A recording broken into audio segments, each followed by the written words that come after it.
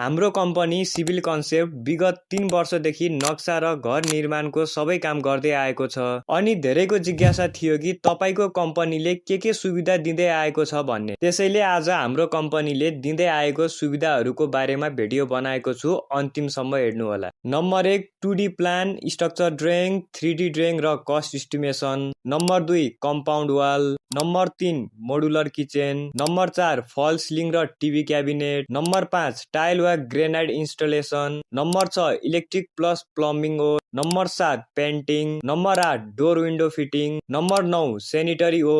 Number 10 water tank. Number 11 parking block. Number 12 railing र round staircase.